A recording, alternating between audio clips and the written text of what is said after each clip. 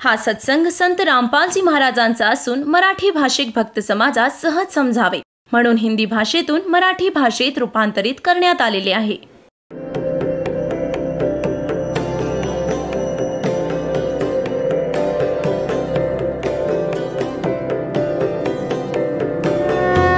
और ज्ञान सब ज्ञान डी कबीर ज्ञान सो ज्ञान और जैसे घोड़ा तोब कायम करता चले मैदान. जगद्गुरु तत्वदर्शी संत रामपालजी महाराजांचे अमृत वचन सर्व पवित्र धर्मांच्या व पवित्र शास्त्रांच्या आधारावर. तर त्याला चिंता वाटली. हे भगवान, वंश तर दिलात, परंतु आता यांना पार कसं करणार? तेव्हा परमात्मा म्हणाले की तू चिंता नको करूस. जेव्हा कलियुगामध्ये पुढे जाऊन धर्मदास माझा एक भक्ती काळ येईल आणि त्यावेळी सगळे पार होतील आणि मी परत येईन आणि तुझ्या वंशजांना जर मंत्र दिला आणि हे माझी वाणी वाचत राहतील ज्ञानयज्ञ, यानेही मानव शरीर प्राप्त होते, परंतु मोक्ष नाही मिळणार. तर तुम्ही हा प्रथम मंत्र तुझ्या वंशजांना प्रथम मंत्र द्याल आणि ही वाणी माझ्या वाणीचा पाठ करत राहतील, यामुळे त्यांना मानव शरीर प्राप्त होत राहतील. तेव्हा धर्मदासजी म्हणाले की मग त्या मानव शरीराचे काय होईल? तर सारनाम नाही मिळाले, सतनाम नाही मिळाले, तर त्या ज्ञानाशी ओळख झाली होती त्याची. तेव्हा परमात्मा म्हणाले की पुढे जाऊन जेव्हा हे भक्ती युग सुरू होईल तेव्हा मी परत येईन आणि तेव्हा तर सगळ्या सृष्टीला पार करेन. तुझी लेकरंही पार होतील, तुझे वंशजही पार होतील. आता काय सांगत आहेत परमात्मा की धर्मदास, एकदा माझा आणि या काळाचा, ह्या 21 ब्रह्मांडाच्या मालकाचा, ब्रह्मचा एक संवाद झाला होता. याने माझ्याकडून प्रतिज्ञा घेतली होती की 3 युगात थोडेच जीव न्यावेत आणि 4थ्या युगात तुम्हाला जेवढे हवे तेवढे जीव मुक्त करा. तर मी याला तथास्तु म्हणालो होतो. ठीक आहे, जे तू म्हणत आहेस ते मला मान्य आहे. तर मग काय सांगितले? परमात्मा म्हणाले की मी मग त्याला सांगितले होते की जब चौथा युग जब कलयुग आई तब हम अपना अंश पठाई. जेव्हा 4थे युग, जेव्हा कलियुग येईल, त्या कलियुगातील मधली पिढी असेल, मधल्या पिढीची वेळ सांगितली आहे परमात्म्याने की केव्हा ही भक्ती स्टार्ट होईल आणि मधली पिढी कुठून स्टार्ट होईल. जब कलियुग बीते 5500 पाचा तब ये वचन मेरा होगा साचा. तर कलियुग जे आहे ते 5505 कलियुग केव्हा संपलं?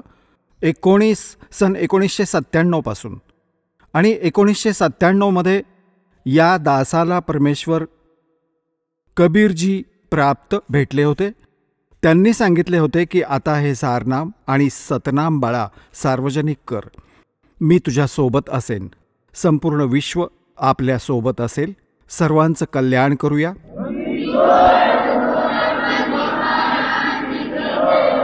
तर परमात्मा धर्मदासजींना म्हणाले होते की धर्मदास, काळाशी माझा संवाद झाला होता. तेव्हा मी काळाला म्हणालो होतो की विनती तोर मान में लीनी, की जी तू विनंती केली आहेस काळ की 3 युगात जीव नका घेऊन जाऊ, 4थ्या युगात 3 युगात थोडे जीव घेऊन जावेत. चौथा युग जब कलयुग आवे तब तब शरण जीव बहु जावे. ऐसा वचन हर मोय दीजे तब गमन संसार ही कीजे. तेव्हा परमात्मा म्हणाले होते विनती तोर लीन में मानी और मोको ठगे काल अभिमानी. मग परमात्मा म्हणाले की चौथा युग जब कलयुग आई तब हम अपना अंश पठाई. जेव्हा 4थे युग कलियुग येईल तेव्हा मी माझा अंश माझ्या प्रिय आत्म्याला पाठवेन. आता त्याला हे सांगितले की मी येईन, असा येईन, ते काळ समजू शकत नव्हता. त्यामुळे परमात्मा म्हणतात सो छल छिद्र मैं करूं अपने जन के काज. तर काय सांगितले होते की चौथा युग जब कलयुग आई, तब हम अपना अंश पठाई, काल फंद छूटे नरलोई, काळाचा फास काळाचे बंधन, छूटे नरलोई, सर्व नरनारींचे हे बंधन तुटेल आणि सकल सृष्टी परवानिक होई. पूर्ण विश्व मंत्र घेईल. परवानिक म्हणजे दीक्षित होईल.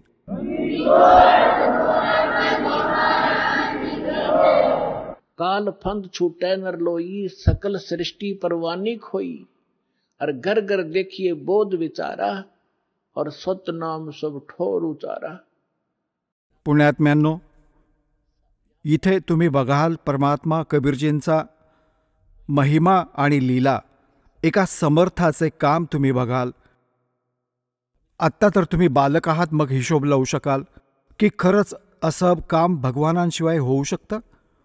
तुम्ही गावात, नगरात, शहरात आजपर्यंत कधी कोणी पुस्तक विक्रेता बघितला होता? परमात्म्याच्या लेकरांच्या व्यतिरिक्त कोणी कांदे विकत असेल, कोणी हिरवी मिरची विकताना पाहिली असेल, कोणी तोंडली विकणारा पण भेटला असेल. पुस्तक विक्रेता नसेल दिसला. विकणं नाही आहे हे तसे परमार्थ रूपात सेवा करत आहेत, विकत नाही आहेत. या पुस्तकाची किंमत नाही सांगता येणार, परंतु गावागावात हे पाठवत आहेत. तर परमात्म्याचा आदेश आहे हा, आणि घेणाऱ्यांची ही कमी नाही. परमात्म्याच्या लेकरांना परमात्माच प्रेरणा देतो की बघतील वाचून यात काय लिहिलं आहे. एकदा वाचलं तर त्यात सर्वच लिहिलं आहे. मग तर सतलोक आश्रम बरवाला जिल्हा हिसारमध्ये येऊनच थांबतील ते आत्मे जे एकदा हे पुस्तक वाचतील, ज्ञानगंगा. तर परमात्मा काय म्हणाले होते त्यावेळी 600 वर्षांपूर्वी पुण्यात्म्यांनो, त्यातील एक एक वचन 100च्या 100% खरे होईल. कोणते ऐऱ्या गैऱ्याचे गीत नाही येथे. समर्थांचं वचन आहे, ज्याच्या एका वचनामुळे सूर्य, पृथ्वी आणि सगळं ब्रह्मांड चालत आहेत. पृथ्वी एक क्षणही पुढे मागे होत नाही. अरबोन वर्ष झाली ही फिरत आहे. कोणते लुब्रिकेशन नाही, याचा काही मेंटेनन्स नाही, आणि कोणी हिला फिरवणारा नाही. तर अशा या समर्थांच्या वचनाने चालणारे हे ब्रह्मांड, थांबलेले हे ब्रह्मांड, त्या समर्थाची ही वचने आहेत की घर घर देखो बोध विचारा. बोध म्हणजे ज्ञान, भक्ती मार्गाचं. घराघरात चर्चा होईल या ज्ञानाची. और सतनाम सब ठोर उचारा. होय होय. सतनामाचे शब्द. घर घर देखो बोध विचारा. घराघरात परमात्म्याची चर्चा होईल. प्रत्येक बालक त्यांचे गुणगान करतील आणि सगळीकडे परमात्म्याच्या या सतनामाचे, 2 अक्षरी नामाचा जप होत राहील. आता बघा पुण्यात्म्यांनो, हलवा बनवतो आपण आणि सुवास जातो शेजाऱ्यांकडे. म्हणजे त्यांना किती छान वाटते, त्यांनाही आनंद मिळतो त्या हलव्याच्या सुवासाने, सुगंधाने जो वास जातो, सुवास. तर अशाच प्रकारे मंत्राचा जप कराल तुम्ही आणि आनंद मिळेल तुमच्या शेजारी बसलेल्यांनाही. आता तो लाभ तर नाही घेऊ शकत जो हलवा तयार करणारा, जो घरात हलवा करत आहे, हलवा खाऊन आनंद घेत आहे, आणि शेजाऱ्यांना फक्त सुवासच मिळेल तर तोही चांगला आहे. एकतर घरात दारू काढतो, मदिरा बनवली तर शेजाऱ्यांना नशा व्हायला लागते, डुलू लागतात, त्यांना शिंक येते.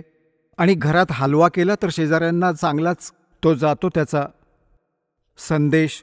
तर अशाच प्रकारे जर सुमरण कराल तर हलवा तर तुम्हीच खाल, पण त्याचा सुवास शेजाऱ्यांना, आभास होईल त्यांना. तर अशा प्रकारे या परमात्म्याचा मंत्र घराघरात चालेल.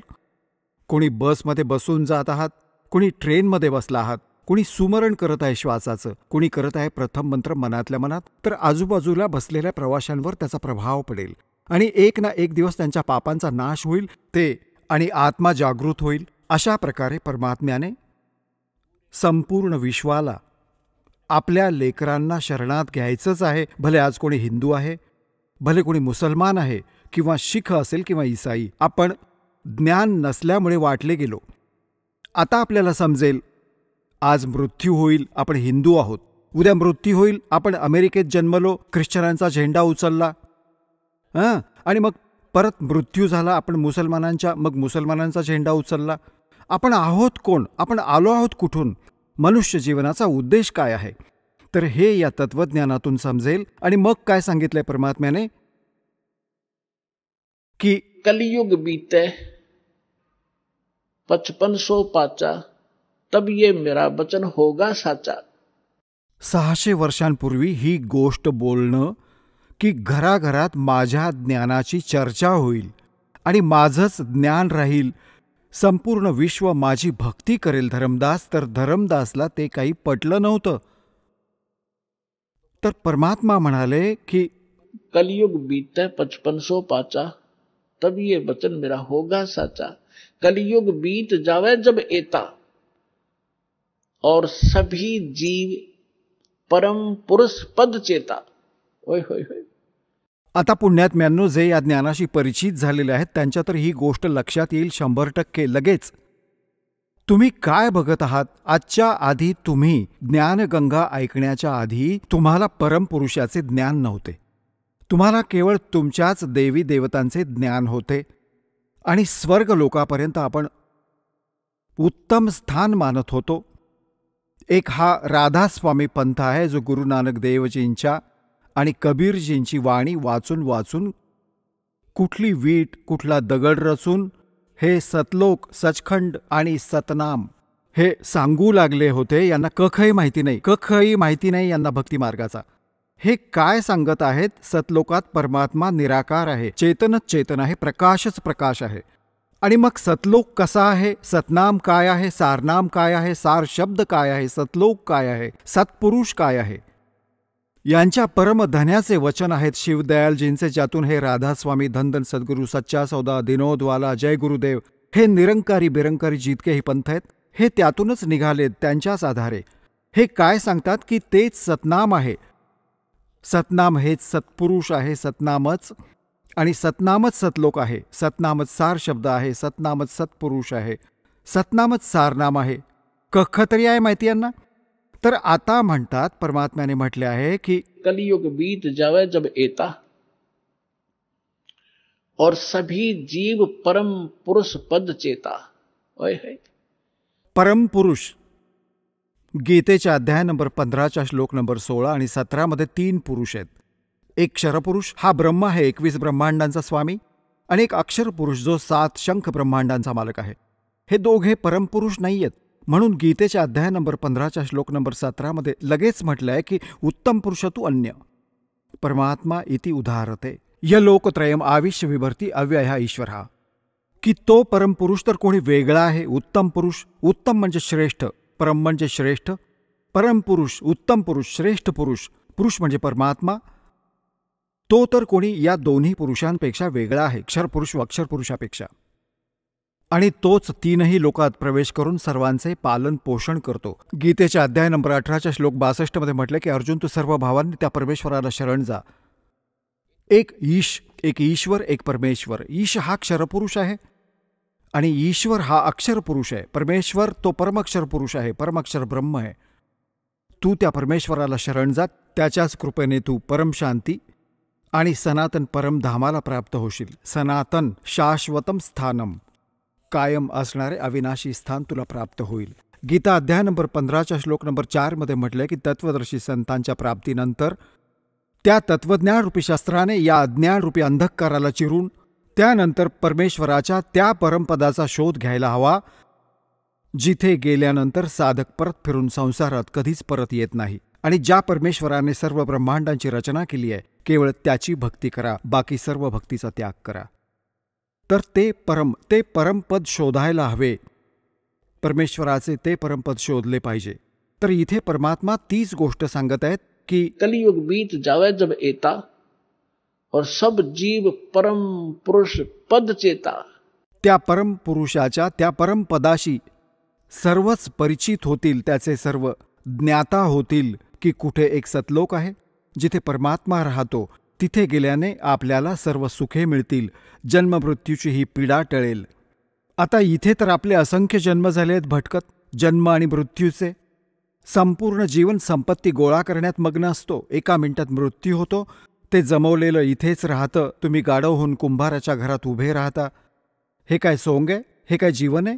काय उद्देश घेऊन जगत होतो आपण? तर इथे लक्षात येईल की सब जीव परम पुरुष पद चेता.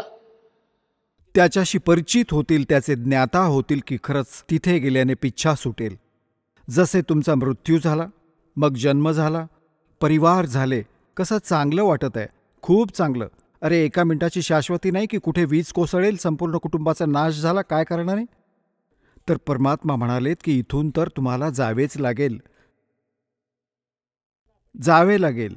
पण अशी भक्ती करा, ही भक्ती, आणि इथून पुनर्जन्माची इच्छा संपवा. जा आसा ता बासा होई, मन कर्म वचन सुमरियो सोई. आता भक्ती करा जोपर्यंत इथे आहात तोपर्यंत इथली, कारण की आपण इथे राहत आहोत तर आपली ही कर्तव्य कर्म इथेही करत राहावी लागतील. परंतु आता जे काम तुम्ही ज्या उद्देशाने करत होतात, धन जमवण्यासाठी, घर बांधण्यासाठी, इथे थोडा स्पीड कमी करा. आणि कशासाठी करत आहात? मुलांचं लग्न करावं लागेल, मुलगी झाली तर कसं लग्न करणार, त्यांना हुंडा द्यावा लागेल, नाही. काहीच दिवसात हे सर्व संपवून टाकू. कोणी हुंडा ना घेईल ना देईल, घेणारच नाही कुणी. त्याला समजेल की का ऋणी बनलो मी. आज मी पैसा घेत आहे, उद्या मी याचे गाढव होऊन याची पूर्ण परतफेड करेन. बैल होऊन करावी लागेल, कोणाला गाय म्हैस होऊन घरी बांधून घ्यावं लागेल. कशाला डोकेदुखी करता. तर पुण्यात्म्यांनो, जोपर्यंत हे ज्ञान नव्हतं आपण एकमेकांशी असे जोडत गेलो, संस्कार वाढवून घेतले आम्ही. आता सतलोकात जाण्यासाठी आपल्याला हे संस्कार आटोक्यात आणावे लागतील. म्हणजे परत कुठे पाय नको अडकायला, कुठे पदर आपला कोणत्या काट्यात अडकायला नको, आणि आपण इथेच राहून जाऊ. म्हणून आणि घर बांधा, ठीक आहे, तुम्हाला जसे परमात्म्याने पूर्वसंस्कारातून दिलेले आहे, घर बांधा. काही मोठा लोक दिखावा नाही केला पाहिजे यामध्ये. टाईमपास करण्यासाठी भले एक झोपडी द्या भगवान, आणि भले कसेही घर दे. आपली भक्ती करण्याचा उद्देश समजा. नैसर्गिक संकटांपासून वाचण्यासाठी घराची गरज आहे. हे शेड घालून ठेवलंय, पर्याप्त आहे. गारा नको पडायला डोक्यावर ना. जशी आपण भक्ती करत आहोत, स्वयंपाक करत आहोत, तर त्यापासून रक्षण करायचं आहे, जेणेकरून आपण भक्ती निर्विघ्न करू शकू. म्हणून घराची गरज, नैसर्गिक संकटे आपल्यावर सहज अटॅक नको करायला, आणि आपण भक्ती करू शकू. यासाठी या घर आणि झोपड्यांची गरज आहे. नाहीतर इथे तर सोन्याचा महाल बांधा, एका आण्याचा नाही, तो व्यर्थ आहे. तर परमात्मा म्हणतात, राम रटत दारिद्र भला और टूटी घर की छान, वो सुंदर महल किस काम के जहां भक्ति नहीं भगवान. राम रटत दारिद्र्य भला. दारिद्र्य म्हणजे पूर्णपणे निर्धन. राम रटत निर्धन भला.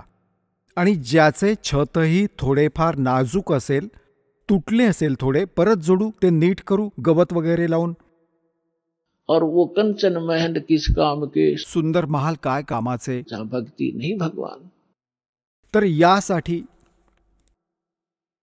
तुम्हाला हे परमात्म्याचे ज्ञान दिले जाते, जेणेकरून तुमचा उद्देश,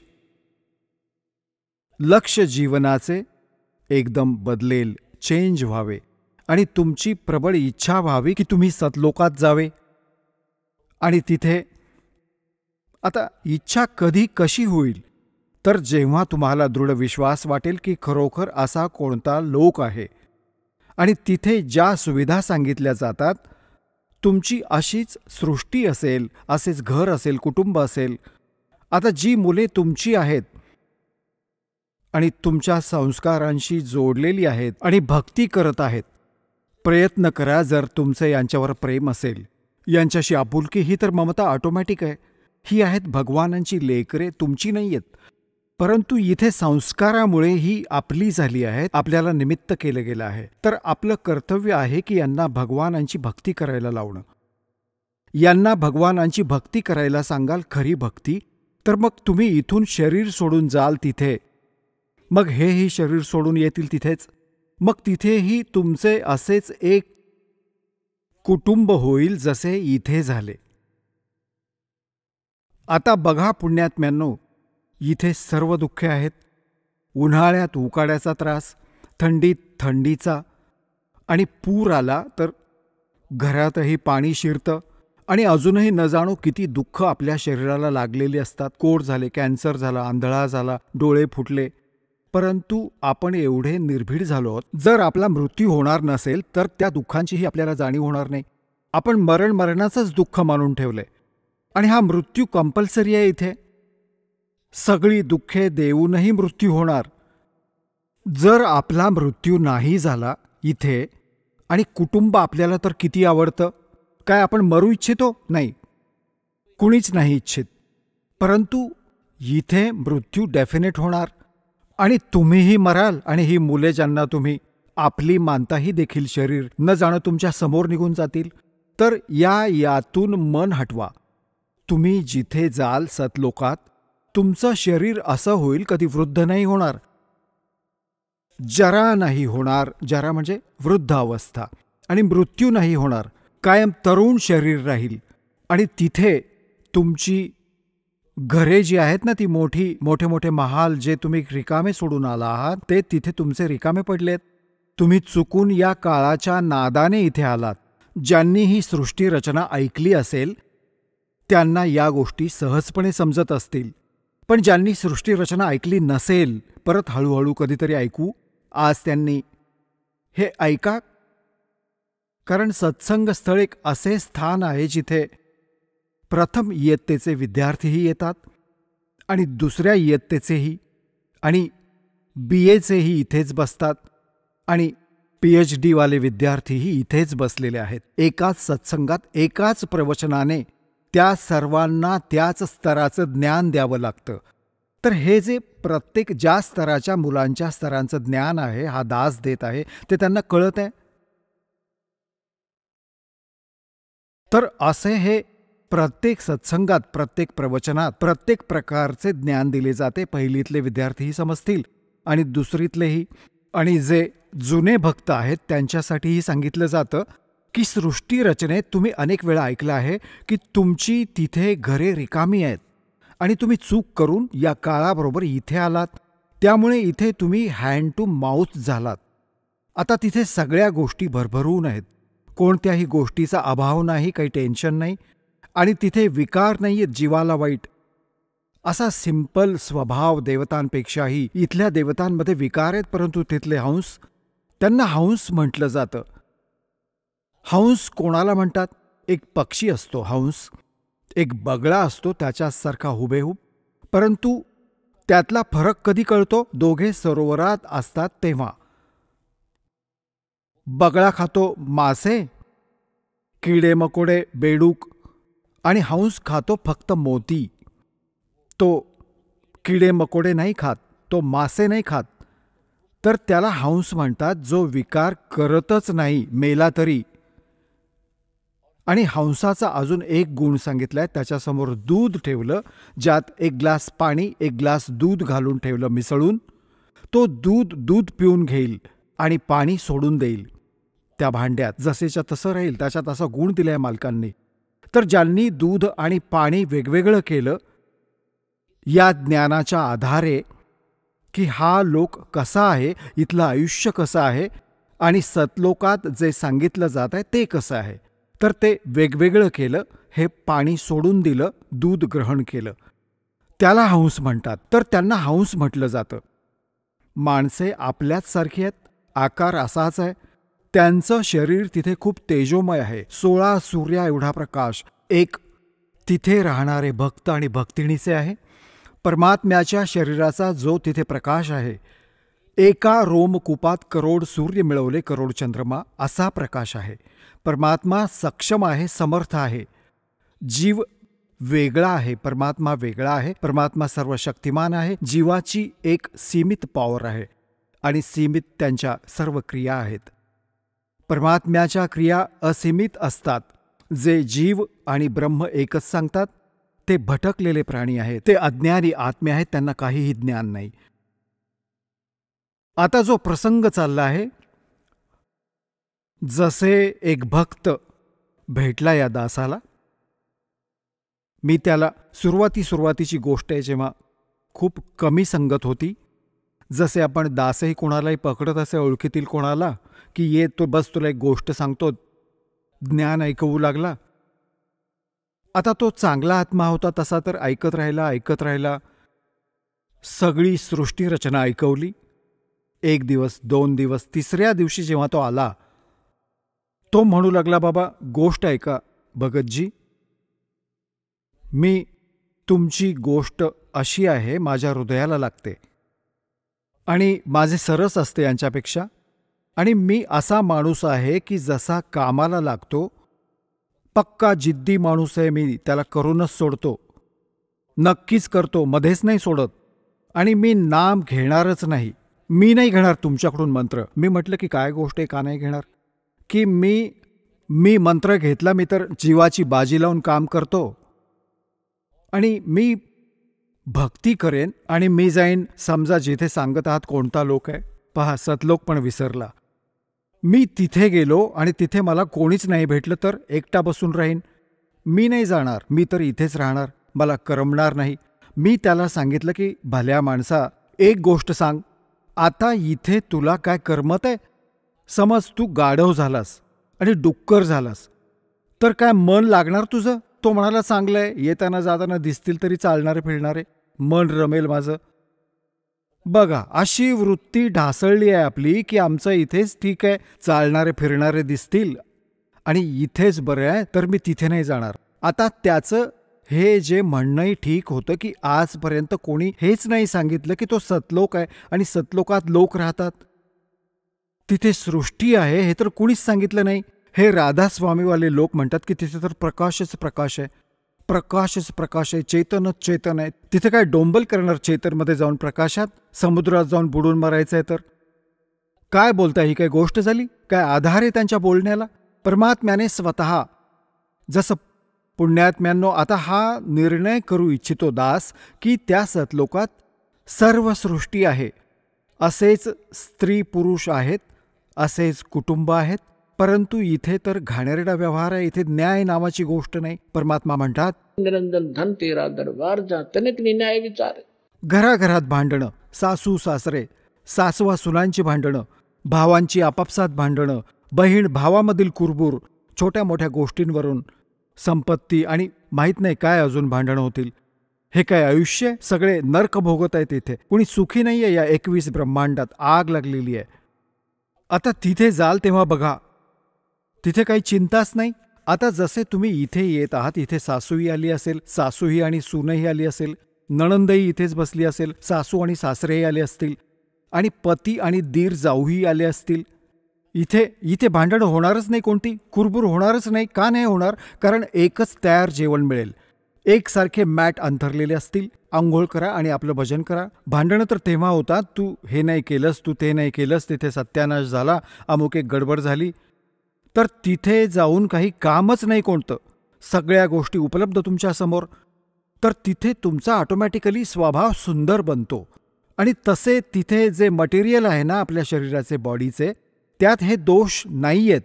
इथे कधी काम दुःखी करत आहे, कधी क्रोध त्रास देत आहे, कधी काही हव्यासापोटी आपण गफलत करत आहोत, मोहामुळे एकमेकात राग द्वेषात गुरफटलेले आहोत. तर तिथे जाऊन तुम्हाला सामूहिक भंडाऱ्यात भोजन, तुमच्या घराघरांपुढे आत फळफुलं, फळदार वृक्ष लगडलेले असतात, तुमचं स्वयंपाकघर आणि तुमचं भरलेलं असतं सगळ्या पदार्थांनी परमात्म्याच्या कृपेने. मग काय राहिलं भांडण? तर सांगायचा अर्थ हा आहे की आता प्रसंग हा येतो की तिथे अशी सुंदर सृष्टी आहे, याचं प्रमाण कुठे आहे? आता कसा विश्वास वाटेल आपल्याला बघा पुण्यात्म्यांनो.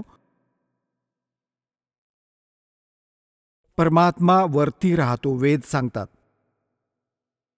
तिथून चालत येतो, चांगल्या आत्म्यांना भेटतो, आपले ज्ञान सांगतो. ते ज्ञान काय सांगतो? जे कबीर साहेब चांगल्या आत्म्यांना भेटले, कोणाला भेटले? धरमदासजींना भेटले. जेव्हा ते मथुरेमध्ये एका हिंदू परिवारात जन्मले होते, वाणी वैश्य कुळात जन्म होता, श्री विष्णूजी आणि भगवान शंकरांचे उपासक होते, वैष्णव धर्माचे दीक्षित होते. मथुरेला जाऊन तलावात स्नान केल्याने आपली इच्छा 68 तीर्थ भ्रमण करण्याच्या इच्छेने ते आपल्या गुरुदेवांच्या आदेशाने गेले होते. तिथे भगवान भेटले. परमात्म्याने ही चर्चा ऐकवली की या तलावात स्नान करून, या कपड्यात या मथुरावाल्यात स्नान करून धर्मदासजी तुम्हाला मोक्ष हवा आहे? तुझ्याकडून पाणी भरून आणून ठेवलं होतं, त्याने ते सोबत ठेवलं होतं आणि बघ त्यात किती जीव फिरत आहेत. याने तू स्नान केलेस, रगडून रगडून आंघोळ केलीस, तू करोडो जीव मारलेस रगडून रगडून. हे पाप आता तुझ्या बॅड अकाउंटमध्ये लिहिले गेले आणि पुण्य एकही नाही, कारण शास्त्र विरुद्ध साधना आहे तुझी. तुला काय लाभ होणार यातून? पापे गोळा केलीस, मथुरेहून आपल्या बांधवगडहून घरून निघून इथपर्यंत आलास मथुरेला. जवळजवळ 700 किलोमीटर तू पायी चालत आलास. हे खाली तुझ्या पायाखाली जेवढे जीव आले, तू ते पाप केलेस, तुझ्या पाप कर्मात लिहिले जातील आणि पुण्य एकही नाही कोणतं यामध्ये स्नान करण्याचं, या तलावात स्नान करण्याचं. सांग, तू गीता वाचतोस ना रोज? तर हो, गीतेमध्ये कुठं तीर्थावर स्नान करण्याबद्दल लिहिलंय? हा जो मंत्र तुम्ही जप करता, हरे कृष्ण राधे श्याम सीताराम, गीतेत लिहिलाय कुठे? तर नाही जी. मग कशासाठी ओझी वाहतोयस? आता बघा पुण्यात्म्यांनो, पहिल्यांदा तर कितीही खरी गोष्ट असेल तर स्ट्राईक होतो डोक्यात. धर्मदासजी नाराज झाले. तू मुसलमान आहेस, आमच्या देवतांचा उपहास करतोस, हे करतोस, असा डोळे लागला दाखवायला. परमात्मा अंतर्धान पावले, जिंदा महात्म्याच्या रूपात बसले होते. मुसलमान धर्मामध्ये जिंदा महात्मा संत असतात.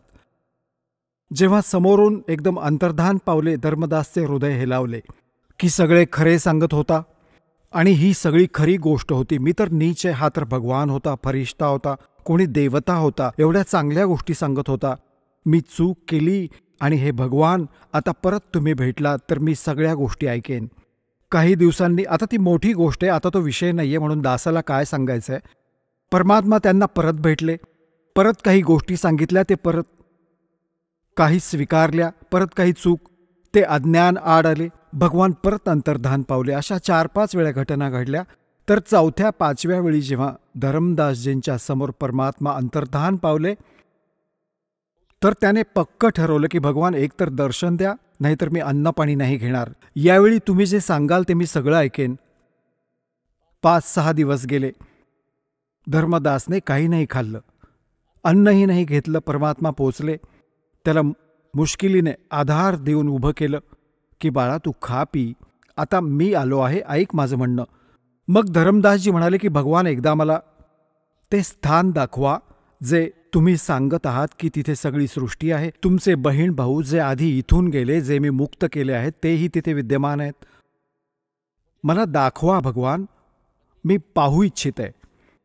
आता परमात्मा म्हणाले की धर्मदास तू हट क्यों करही? असा हट्ट का करत आहेस? मी जी म्हणत आहे ती भक्ती कर, विश्वास ठेव, या भक्तीनेच तू तिथे पोहोचशील. तू बघून जरी आलास तरी तू राहू नाही शकणार, कारण तुझ्याकडे भक्ती नाहीये, ते अयोग्य. जसे कोणी मूल ट्रेनिंग करत आहे डॉक्टरचे, आणि तो म्हणाला की मला डॉक्टर दाखवून आणा आधी, ते हॉस्पिटल कसं आहे. अरे आधी ट्रेनिंग कर, मग तुला नोकरीही मिळेल तिथे. आता बघून काय डॉक्टर होणार तू तिथे जाऊन? तर आधी आपली भक्ती करा, आपले ट्रेनिंग पूर्ण करा, मग तुम्हाला नोकरी मिळेल तिथे. नाही ऐकले, मालकांनाही हवे होते साक्षीदार करावे याला. त्याची प्रबळ इच्छा झाली, एकदाच दाखवा दाता. परमात्मा घेऊन गेले वर. खाली जिंदा महात्म्याच्या रूपात होते.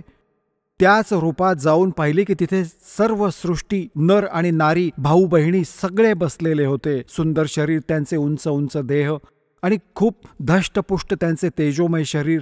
आणि सगळे त्यांना प्रेमाने परमात्म्याने जाऊन सांगितले की यांना डबल रोल केला दात्याने.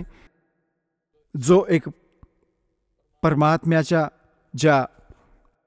त्या राजदरबाराच्या समोर जो द्वारपाल होता, परमात्म्याने त्याला सांगितले खुणेने की या भक्ताला भगवानांचे दर्शन करून आणा. ते एका बाजूने घेऊन गेले परमात्मा, दुसऱ्या बाजूने जाऊन त्या सिंहासनावर विराजमान झाले.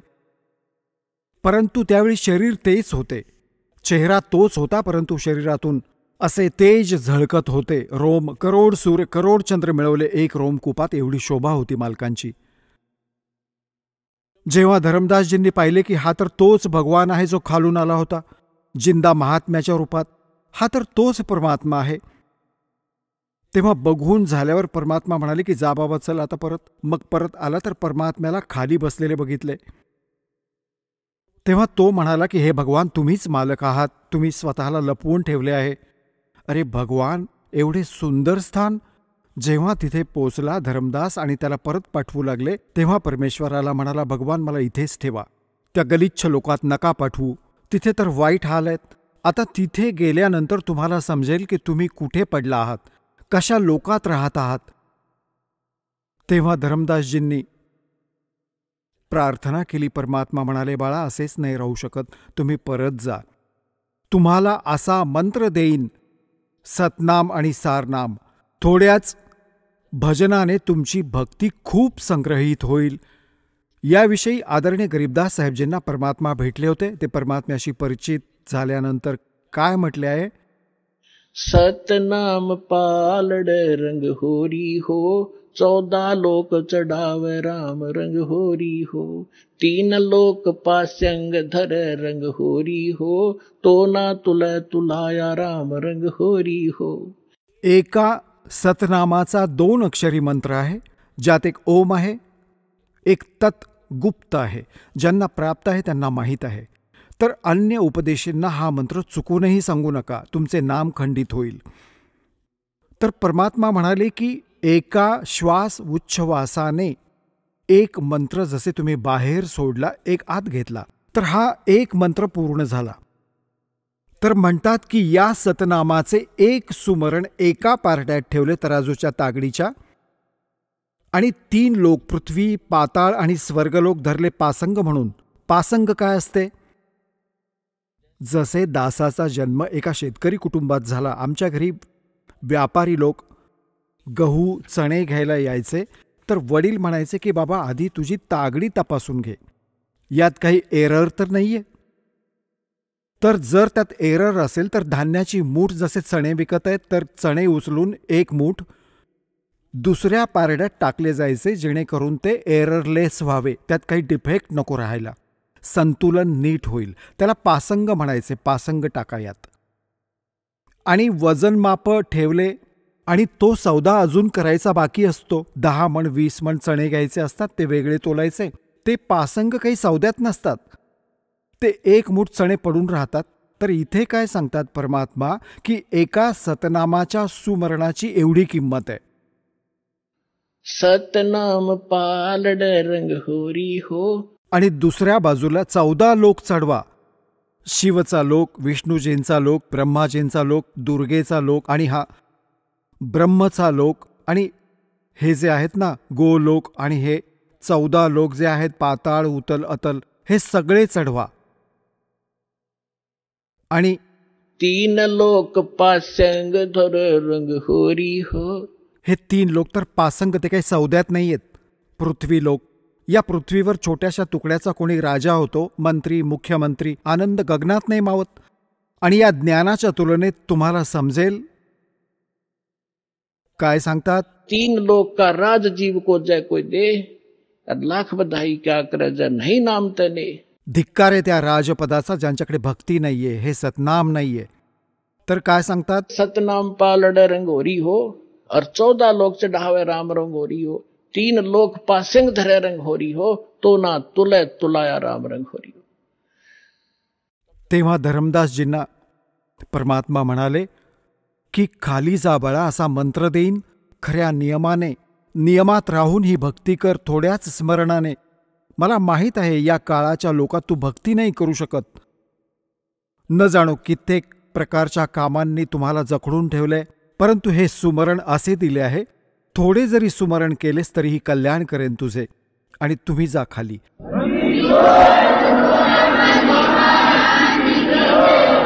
आता जसे धर्मदासजी खाली आले, समोर बसलेले तेच भगवान बघितले.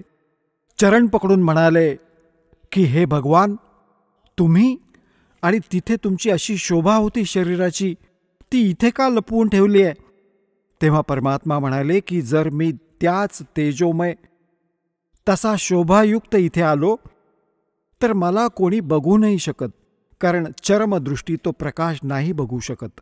आणि मग या काळाचे हृदय फाटेल. आता तर त्याला माहिती नाही की मी कोण आहे, आणि त्याला चिंता असते की या प्राण्याला खरा मार्ग नाही मिळता कामा. त्यामुळे याने न जाणो किती दूत नेमून ठेवलेत या माझ्या प्रिय आत्म्यांना मिसगाईड करण्यासाठी. कोणी काय सांगत आहे भगवानांची डेफिनेशन, कोणी काही मंत्र सांगत आहे, कोणी काही साधना सांगत आहे, सगळा बट्ट्याबोळ केलाय. म्हणून धर्मदास, मी तुम्हाला ही खरी भक्ती सांगण्यासाठी आलो आहे. आणि याला तर धर्मदासजी, तर दास जे तुम्हाला सांगू इच्छित आहेत, धर्मदासजींनी येऊन सांगितले. कबीर सागरमध्ये तुम्हाला बऱ्याचदा दाखवलंय, परत वेळ आली की दाखवेन. तिथे अशी सृष्टी आहे, तिथे सगळे बहीण भाऊ जे आधी गेले तिथे थाटाने राहतात. स्त्री आहे, पुरुष आहे, कुटुंब आहे. तिथे सर्व सुख आहेत, सर्व सुखाचे पदार्थ तिथे उपलब्ध आहेत. आणि पुण्यात्म्यांनो, ज्या महापुरुषांना परमात्मा भेटले त्यांनी सांगितले. आदरणीय गरीबदासजींनी सांगितले, आदरणीय नानक साहेबजींनी हेच ज्ञान दिले. परंतु जे गरीबदासजींनी जे विशेष रूपाने ज्ञान दिले आहे, त्या परमात्मा आणि या सर्व महापुरुषांची स्वतःची एक गुप्त चाल होती. तसे तर जेवढेही महापुरुष तिथे गेले आहेत त्या सर्वांना तर सगळेच ज्ञान होते, परंतु मधल्या काळात ते ज्ञान लपवून ठेवायचे होते. गरीबदासजींच्या माध्यमातून हे त्यांना जागृत करायचे होते.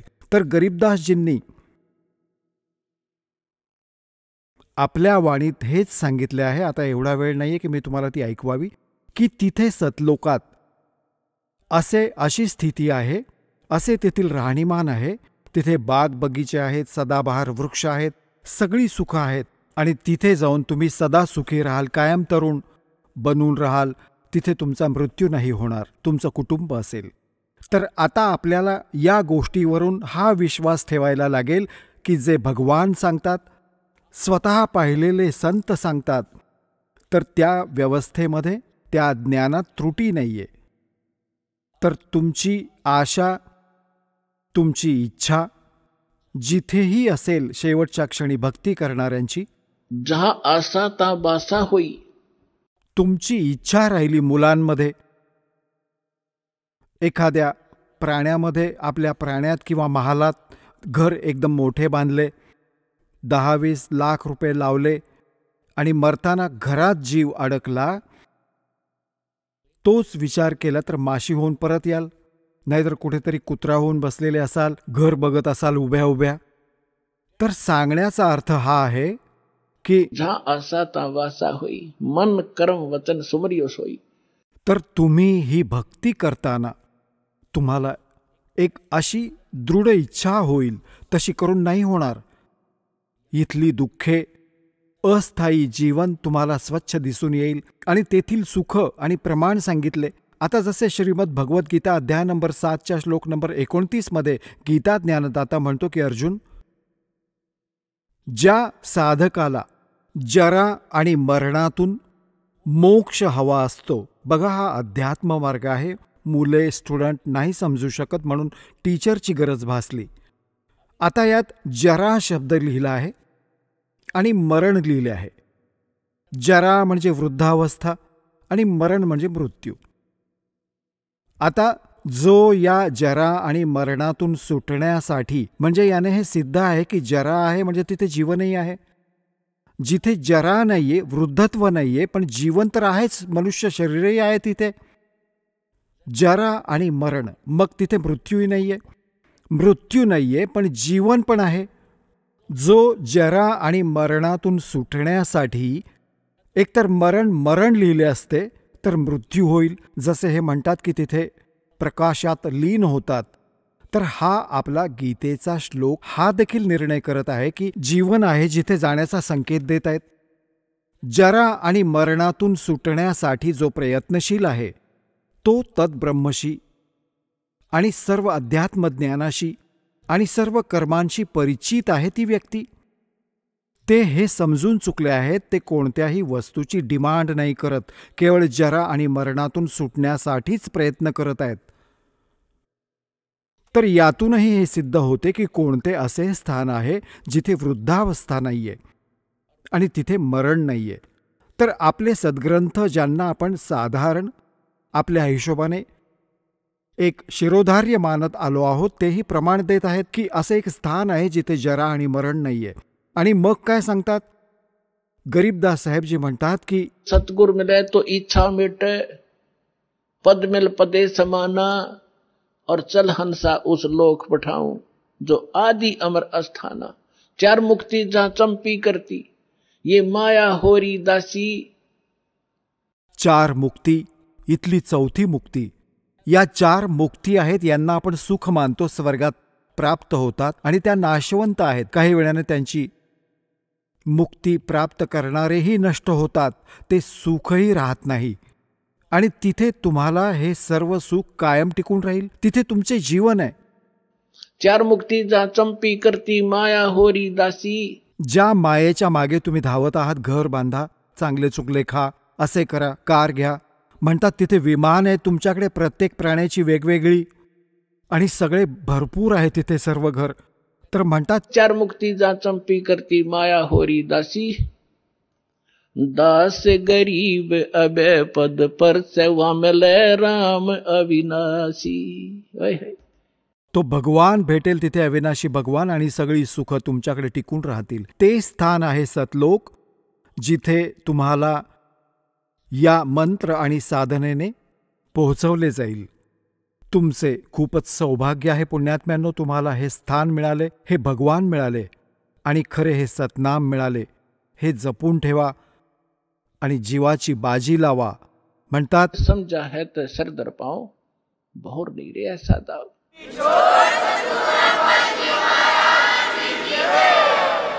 चला आता आपण त्या श्रद्धाळूंचे अनुभव जाणून घेऊयात, ज्यांनी जगद्गुरु तत्वदर्शी संत रामपालजी महाराजांकडून नामदीक्षा प्राप्त केलेली आहे, तसेच त्यांच्याद्वारे सांगितलेल्या भक्ती मार्गावर चालत आहेत. नमस्कार सतसाहेब. आपलं नाव? प्रेरणा राजेश भावसार. आपण कोठून आलात? महाराष्ट्र, धुळे.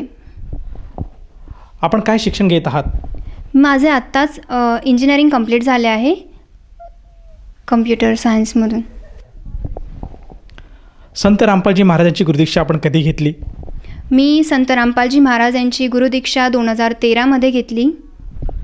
संत रामपालजी महाराजांची गुरुदीक्षा घेण्या अगोदर आपण व आपला परिवार कोणती भक्ती साधना करत होतात? जसं की परंपरागत जे काही आपण परंपरानुसार ज्या साधना करतो तेच मी आणि माझी पूर्ण फॅमिली करत होती. त्याच्यामध्ये मी जे काही आमच्या घराजवळ महादेवाचं मंदिर आहे आणि तसेच श्री स्वामी समर्थांचं मंदिर आहे, तर मी त्या मंदिरात जाऊन तिथे फूल वाहणे, अगरबत्ती वगैरे ओवाळणे इत्यादींची जे काही होते ते मी ते करत होते. आणि त्याच्यानंतर जसं की श्री स्वामी समर्थ यांचा जो काही मंत्र आहे श्री स्वामी समर्थ, तर मी तो 108 वेळेस जाप करत होते आणि तेच लिहतही होते नोटबुकवरती. आणि त्याच्यानंतर जसं की ओम नमः शिवाय वगैरे आपण असं म्हणतो, तर ते ओम नमः शिवाय या मंत्राचा जाप करत होते. सिरियल्समध्ये मी शक्यतो गणपतीजी यांचे सिरियल्स बघत होते, श्रीकृष्ण यांचे सिरियल्स बघत होते, आणि त्याच्यामुळे माझा इंटरेस्ट जास्त करून गणपतीमध्ये होता. आणि मी गणपतीला प्रामुख्याने पूजत होते, इष्ट म्हणून पूजत होते. आणि माझे पप्पा जे होते हे गुरु टाईप होते, त्यांचं ते जे काही होते ते विष्णू भगवान आणि शंकरजी यांचे पूजारक होते. तर मी त्यांचं जसं पाहिलं की आमच्या इथे खूप लोक येत होते आणि ते पप्पांचे जे काही असेल पूजा करून वगैरे, तर आम्ही त्या पद्धतीने शंकरजींची पण पूजा करत होतो. जसं आपण सांगितलं आहात की आपण पूर्वीपासूनच भक्तिमार्गात होतात. महाराष्ट्रामध्ये जी प्रचलित भक्ती साधना आहे ती आपण करत होतात, जसं की मंदिरात जाणे, देवीदेवतांची पूजा करणे, मंत्रजाप करणे. असं असताना आपण संत रामपालजी महाराजांच्या मार्गात कसे आलात आणि संत रामपालजी महाराजांची भक्ती आपण कशी स्वीकारली? एक दिवशी साधना TV वरती संत रामपालजी महाराज यांचा प्रोग्राम चालू होता आणि ते मधु परमहंस यांच्याशी त्यांची डिबेट चालू होती. तर ती डिबेट जी माझ्या पप्पांनी ऐकली आणि त्याच्यामध्ये ते गुरुजी सांगत होते की तीनो देवा असुर अवतारा ताते भजते सकल संसारा. तर हे माझ्या पप्पांनी ज्यावेळेला हे 3 वर्ड्स ऐकले की ब्रह्मा, विष्णू आणि शंकरजी या असुर अवतारा असं जे काही ते म्हटलेले, तर माझे पप्पा एकदम शॉक झाले आणि माझ्या पप्पांनी ते सत्संग बघायला सुरुवात केली आणि माझ्या पप्पांना ते सत्संग खूप आवडलं. त्याच्यानंतर मग माझ्या पप्पांनी दीक्षा घेतली आणि त्यांनी दीक्षा घेतल्यानंतर मग त्यांनी आम्हाला सृष्टीरचना हे एपिसोड आहे तर तो आम्हाला ऐकवला. आणि ती सृष्टीरचना ऐकून मी थक्क झाले की मला जे काही हवं होतं, मी जे काही फाइंड आउट करत होते, ज्या क्वेश्चन्स मला पडत होते आणि ज्या क्वेश्चनचा आन्सर मी शोधत होते, त्या सगळ्या क्वेश्चनचे आन्सर मला त्या केवळ एका सृष्टीरचनेमुळे कळाले. जसं की मी बघत होते की जसं मला प्रश्न होते की मी जे काही आहे आज तर ते कोणामुळे, आणि मला जे घडवणारे आहेत परमात्मा जे काही आहेत ते कोण आहेत, ही जे काही सृष्टी आहे कोणी रचली आहे, हे जे काही ब्रह्मांड आज इथे स्थिर आहेत ते कोणी रचलेत. तर ह्या प्रश्नाचं जे काही मला उत्तर होतं ते त्यातून भेटलं. संत रामपालजी महाराजांचा जे काही मी सत्संग ऐकलं त्या सृष्टीरचनेतून मला हे कळालं. त्याच्यानंतर मग त्या प्रश्नांचं उत्तर भेटल्यानंतर मी मनातून ठरवलं की नाही, मला आश्रमात जायचं आहे आणि मला पण गुरुदीक्षा घ्यायची आहे. तर मग मी 2013मध्ये हा डिसिजन घेतला की मला आता गुरुदीक्षा घ्यायची आणि मी सद्गुरू रामपालजी महाराज यांच्याकडनं गुरुदीक्षा घेतली. जसं आपण सांगितलं आहे की संत रामपालजी महाराजांचं आपण सत्संग बघत होतात आणि सत्संगामध्ये आपल्याला सृष्टीरचना, त्यामधून आपल्याला जे मनामध्ये जे प्रश्न होते परमात्म्याविषयी, त्या प्रश्नांची उत्तरे आपल्याला मिळालेत आणि त्यानुसार आपण संत रामपालजी महाराजांची नामदीक्षा घेतली, गुरुमंत्र घेतला. तर मला असं विचारायचं आहे की जेव्हा आपण या संत रामपालजी महाराजांशी जुडल्या गेलात आणि संत रामपालजी महाराजांचे जे गुरुमंत्र आहे त्याचा आपण जप केलात, त्यानंतर आपल्याला व आपल्या परिवाराला काय काय लाभ प्राप्त झालेत?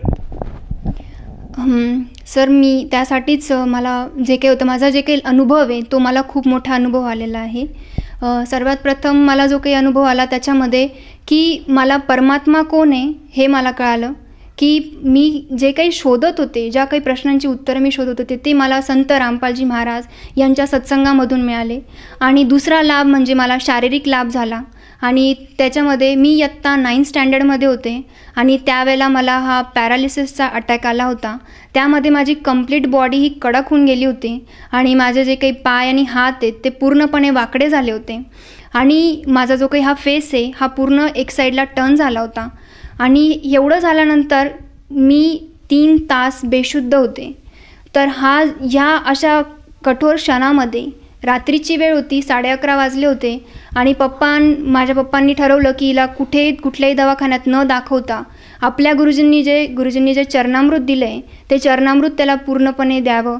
आणि मग माझ्या पप्पांनी तेच केलं.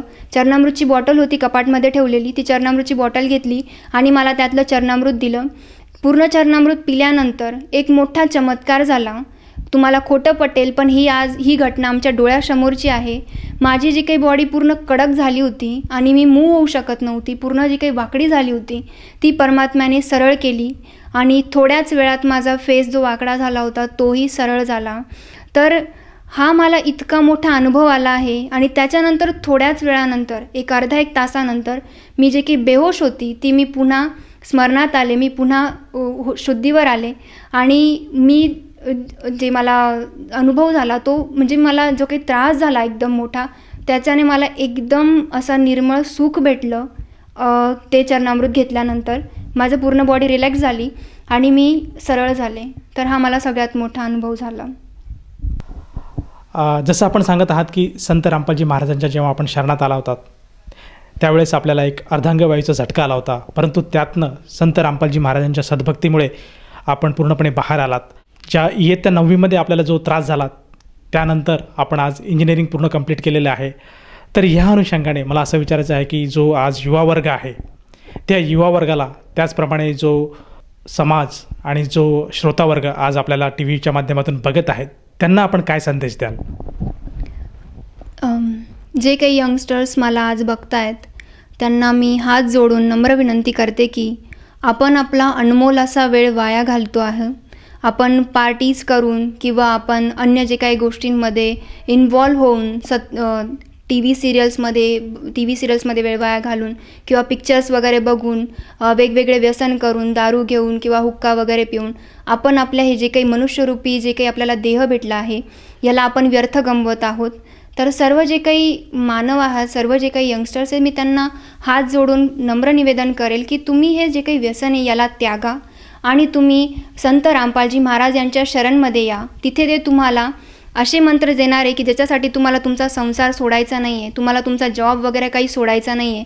तुम्हाला जॉब करता करता, तुमचा संसार करता करता तुम्हाला चालता फिरता हे मंत्रांचे जाप करता येतील असे सहज आणि सोपे मंत्र गुरुजी आपल्याला देतात. तर त्या मंत्रांचा तुम्ही जाप करू शकतात. आणि नंतर दुसरं असं सांगायचं आहे मला दुसऱ्या वर्गाला की जसं की आता मी एक कन्या आहे, मी एक मुलगी आहे आणि आपल्याला सगळ्यांनाच माहिती आहे की मुलगी ही आजच्या जगामध्ये किती वजन असते लोकांना, की मुलगी त्यांना जर असेल तर ते त्यांचा पोटातच त्याला मारून टाकण्याचा प्रयत्न करतात. तर अशा या घटनेमध्ये माझे जे काही आईवडील आहेत ते आज खुश आहेत की त्यांना 2 मुली आहेत, मला एक बहीण पण आहे. तर ते आज खुश आहेत की त्यांना दोन मुली आहेत आणि ते आज परमात्म्याच्या चरणी आहेत. आमचा जो काही विवाह आहे तो गुरुजींनी जी काही मोहीम राबवली आहे त्याच्यामध्ये हुंडा आम्ही घेत नाही आणि हुंडा देतही नाही. तर अशा या मोहिमेद्वारे आमचे जे काही लग्न पण आहे ते परमात्मा कृपेने अशा ठिकाणी होईल जिथे की हुंडा घेतला जाणारही नाही आणि हुंडा दिला जाणारही नाही. तर मला सर्वच बांधवांना, सर्व जे काही श्रोते जे मला ऐकतात त्यांना असं सांगायचं आहे की तुम्ही ह्या संत रामपालजी महाराजांकडनं दीक्षा घ्या. इथे जे काही नियम आहेत किंवा इथे जे काही तुम्हाला उपलब्धी होणार आहे ती जगामध्ये कुठेच होणार नाही. आमचे जे काही गुरुजी आहेत त्यांचे भगत लोक ज्यांनी दीक्षा घेतलेली ते आज जगभरात आहे. USA आहेत, तसंच आपण अन्य जे काही नेपाळमध्ये आहे आणि पाकिस्तानामध्ये सुद्धा आपले भगत लोक आहेत. तर जगभरात हे जे काही संत रामपालजी महाराजांचे शिष्य आज आहेत आणि ते सगळेजण या हुंडा जो काही आपण घेतो किंवा देतो हे सगळं त्यांनी बंद केलं आहे. नशामुक्त असा समाज तयार होत आहे. तर करोडोच्या संख्येने संत रामपालजी महाराज यांचे शिष्य अनुयायी झालेले आहेत. तर मी सर्व जे काही माझे जे आज मला ऐकतायत, जेवढे काही यंगस्टर्स मला जे ऐकतायत त्यांना मी सांगते की हे जे काही आहे आपले सायंटिफिकली ट्रू आहे. तुम्ही धर्मग्रंथ वाचून तुम्हाला गुरुजी सांगतात की या प्रकारे तुम्हाला तुमचे हॉलीबुक्स तुम्हाला असं सांगतायत आणि याच्यामध्ये लिहून ठेवलेलं आहे, तेच आपल्याला वाचून दाखवतात आणि तेच आपल्याला सांगतात. तर आज आपण जे काही गुरुजींचे शिष्य आहोत, तर आम्ही जे काही वाचलं, जे काही आम्ही पाहिलं त्याच्यानंतर आम्ही संत रामपालजी महाराजांची दीक्षा घेतली आहे. तर असं सांगायचं आहे की आज आपण शिकलेलो आहोत, तर आपल्या शिक्षणाचा एकच असा उपाय आहे, आपल्या शिक्षणाचा आपण असा उपयोग करून घेऊ शकतो की आपले जे काही धर्मग्रंथ आहेत जसं गीता, बायबल, वेद, कुराण हे वाचून आपल्याला समजेल की संत रामपालजी महाराज हे काय सांगतायत. आपण ना की आपले जे काही पूर्वज सांगत आले आपण तेच ऐकायचं आणि तेच करायचं, त्यापेक्षा आपल्याला आज वाचण्याची जे आपण वाचू शकतो तर आपण वाचून आपल्याला समजणार आहे की खरं काय आणि खोटं काय. तर सगळ्यांना मी नम्र विनंती करते पुन्हा एकदा की तुम्ही नक्कीच सत्संग ऐका आणि संत रामपालजी महाराज यांच्याकडनं दीक्षा घ्या आणि आपले कल्याण करा. जसं आपण सांगत आहात की आज मानव समाजाने, खास करून युवा वर्गाने संत रामपालजी महाराजांची नामदीक्षा घ्यायला हवी आणि नशामुक्त भारत, हुंडाबळी किंवा बेटी बचाव बेटी पढाव जे आज सरकारचं स्वप्न आहे, केवळ संत रामपालजी महाराजांच्या नामदीक्षेमुळे आज समाज सुधारत आहेत. तर ह्या अनुषंगाने जर एखाद्या साधकाला किंवा व्यक्तीला संत रामपालजी महाराजांची नामदीक्षा घ्यावीशी वाटत असेल तर ती व्यक्ती नामदीक्षा कशी घेऊ शकेल? आपण जे आता TV वरती मला बघता आहात तर त्या TVच्या स्क्रीनवरती खालच्याच बाजूला नंबर फ्लॅशअप होत आहेत. तर तुम्ही जे काही नंबर तुम्हाला स्क्रीनवरती दिसत आहात तर ते नंबरवरती तुम्ही डायल केल्यानंतर तुम्हाला तुमच्या जवळच्या केंद्राचा नंबर भेटेल. तुम्ही त्या नंबरवरती कॉन्टॅक्ट करून तुमच्या जवळचे जे काही जिल्हा असेल किंवा तालुका असेल त्या ठिकाणी जाऊन तुम्ही नामदीक्षा घेऊ शकतात. जसं आपण सांगत आहात की आज महाराष्ट्रामध्ये संत रामपालजी महाराजांच्या कृपेने प्रत्येक जिल्ह्यामध्ये किंवा तालुक्यामध्ये नामदान केंद्राची सुविधा उपलब्ध आहेत. जर एखादा साधक, इच्छुक साधक संत रामपालजी महाराजांची नामदीक्षा घेऊ इच्छित असेल तर त्या साधकाला त्या नामदीक्षेसाठी किती पैसे मोजावे लागतील? सांगायचं असं की या नामदीक्षेसाठी तुम्हाला कुठल्याही प्रकारचा खर्च लागत नाही. ही नामदीक्षा अगदी निशुल्क आहे. उलटं तुम्हाला जे काही नामदीक्षेसाठी जे काही मंत्राचं कार्ड असो किंवा फोटो असो किंवा अन्य जे काही गोष्टी, प्रसाद वगैरे, तर या सगळ्या गोष्टी तुम्हाला फ्री ऑफ कॉस्ट तिथे दिल्या जातात. तुम्हाला नामदीक्षा एकदम फ्रीमध्ये दिली जाते. तर इथे कुठलाही खर्च नाही आहे. तर तुम्ही या, इथे सगळं काही निशुल्क आहे आणि हा अनमोल नामदीक्षा फक्त आणि फक्त तुमच्यासाठीच परमात्म्याने खुला ठेवलेला आहे. तर तुम्ही या आणि दीक्षा ग्रहण करून तुमचं कल्याण करा. धन्यवाद. सत साहेब.